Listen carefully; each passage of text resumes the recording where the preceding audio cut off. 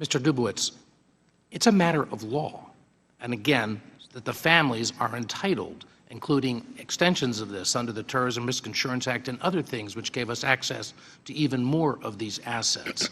Now, is this something that can just be unilaterally overrun by the President because he reaches an agreement, or are there requirements on the President with respect to certifications of Congress before this kind of agreement can be reached in violation of the congressionally mandated opportunities for victims like Mr. Sedum's families? Well, Congressman, unfortunately, the President is using his national security interest waiver to unilaterally release this $90 to $150 billion that's sitting in these oil escrow funds in 6 countries. That money is going back to Iran. Not a dime is going back to the victims of Iranian terrorism.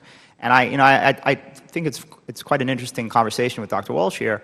The notion that somehow this Iranian regime is not going to be using this money for terrorism and hasn't been using the money that it's already received since the Joint Plan of Action for terrorism.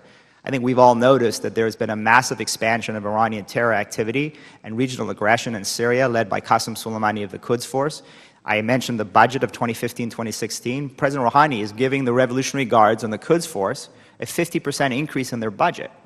So the fact that he's anticipating all this money that's going to be coming, and he's giving the Revolutionary Guards and Soleimani and the Quds Force a 50% increase. The point of it is, though, that he has used this power without certifying why it is in the best interest of the United States. Now, the best interest, or whether it's in the best interest of the United States to return $100 billion to Iran to continue to pursue terror.